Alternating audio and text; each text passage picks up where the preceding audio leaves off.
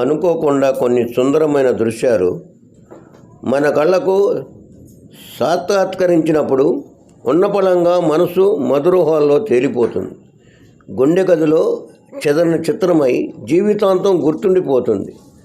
నేనిప్పుడు ఆ స్థితిలోనే ఉన్నాను.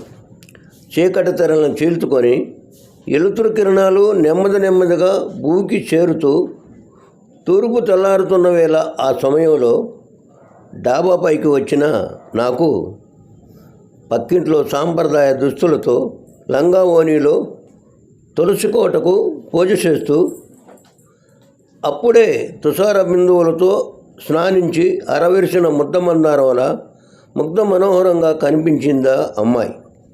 చందమామ వెళుతూ నేలపైకి దిగి ఓసారిలా తులసి కోట చుట్టూ ప్రదర్శన చేస్తున్నట్లు అనిపించింది నాకు.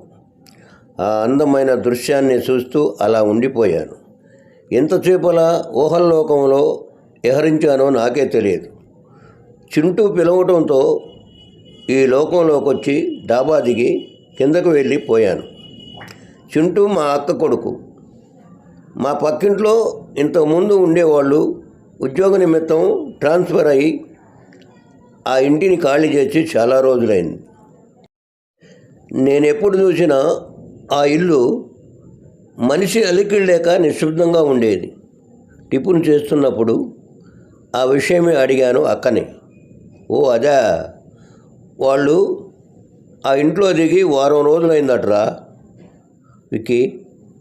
పరిచయం చేసుకుందామంటే ఇంట్లో పనుల ఒత్తిడి వలన కుదరలేదు. మొన్నెప్పుడు బట్టలు ఆరేద్దామని డాబా పైకి వెళ్ళినప్పుడు ఆ ఇంట్లో ఓ ముసలాయన ముసలావిడ వాళ్ళ మనవరాలు అంటూ ఓ అమ్మాయి కనిపించింది. అన్నట్లు ఆ అమ్మాయి చాలా అందంగా ఉందిరా విక్కీ. తనకు తెలిసిన సమాచారాన్ని చెబుతుంది అక్క. తొలి చూపులోనే ప్రేమలో పడటం అన్న ఫీలింగు ఇంతకుముందు సినిమాల్లో చూడటం, కథల్లో చదవడమే తప్ప స్వతహాగా నేనెప్పుడు అనుభూతించలేదు. ఇదిగో ఇప్పుడు ఆ అమ్మాయిని చూశాక ఆ ఫీలింగు నా మనసు మొత్తం కమ్మేసింది. అప్పటి వరకు ప్రశాంతంగా ఉన్న నగరం ఆ వార్త విని ఒక్కసారిగా ఉలిక్కిపడింది. నగరంలో అలర్ట్ ప్రకటించడంతో ప్రధాన రహదారులన్నీ జనసంచారం లేక నిర్మానుష్యంగా మారిపోయాయి. ఏదైనా ముఖ్యమైన పని పడితే తప్ప నగర ప్రజలు ఇంటి గుమ్మం దాటి బయటికి రావటం లేదు. అనుక్షణం భయంగా ఆగమ్యగోచరంగా ఉంది ప్రజల పరిస్థితి.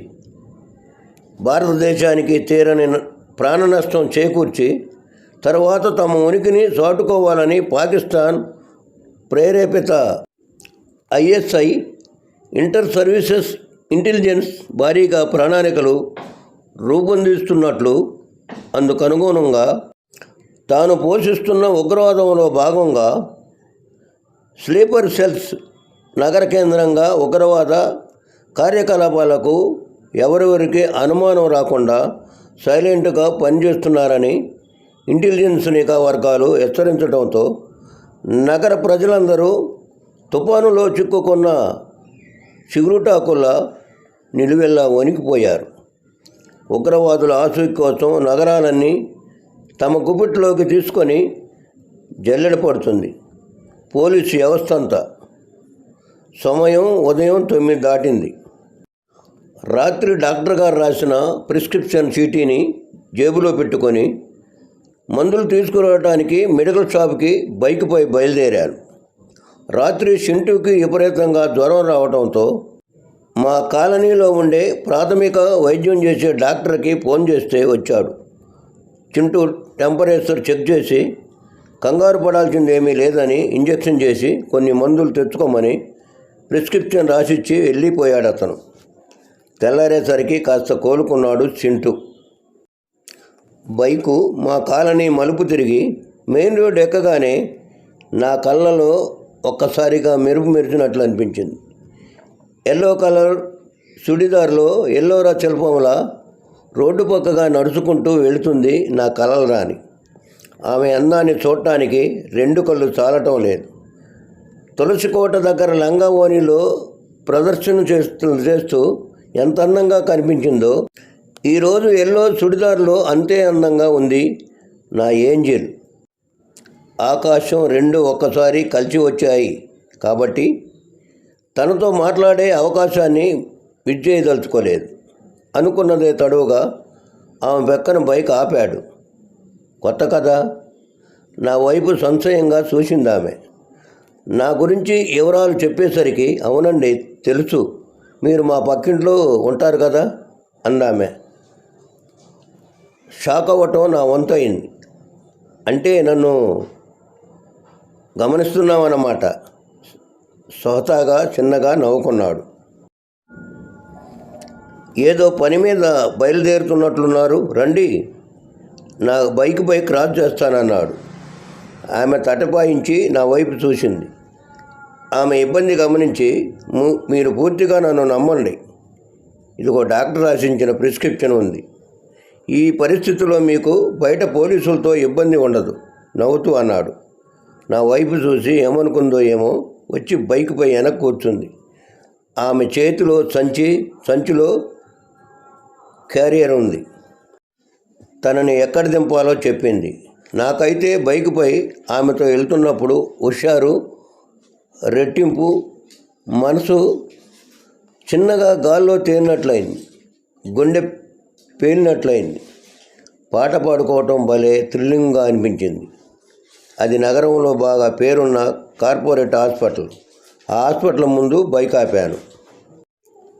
బయట అద్దాల్లోంచి చూస్తుంటే హాస్పిటల్ లోపల ఉన్నవాళ్ళు ఎవరి పనిలో వాళ్ళు హడావుడిగా తిరుగుతున్నారు. బైక్ దిగిన ఏంజెల్ నా వైపు చూస్తూ, నన్ను క్రాస్ చేసినందుకు చాలా థ్యాంక్స్ అండి. ఈ హాస్పిటల్లో మా దూరపు బంధువు ఒక ఆయనకు ఎన్నెముక ఆపరేషన్ జరిగింది.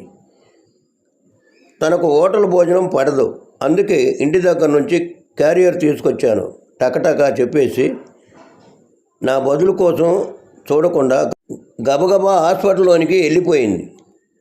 ఆమె వెళ్ళిన వైపు చూస్తూ హాస్పిటల్లో బయటే చాలాసేపు ఉండిపోయాను. మళ్ళీ ఆమె బయటకు వస్తుందేమోనన్న చిన్న ఆశతో. కానీ ఆమె రాలేదు. నా ఆశ తీరలేదు. చింటికి మందులు తీసుకొని వెళ్ళానన్న సంగతి గుర్తొచ్చి బైక్ స్టార్ట్ చేసి కాస్త ముందుకెళ్ళానో లేదో చెవులు చిల్లులు పడేలా పెద్ద శబ్దం చేస్తూ బ్లాస్టింగ్ మొదలు నరికిన మహావృక్షంలా హాస్పిటల్ కుప్పకూలిపోవటం ఒకేసారి జరిగాయి. చుట్టంతా ఏం జరుగుతుందో అర్థం కాని పరిస్థితి. జనాలు ఆహాకారాలు చేస్తూ పరిగెడుతున్నారు. రక్తంలో ముంచి ఇసిరేసినట్లు చెల్లాచెదురుగా మృతదేహాలు పడి ఉన్నాయి. కళ్ళెదుటే ఆ హృదయ విదారక సంఘటన నన్ను షాక్కు గురిచేసింది.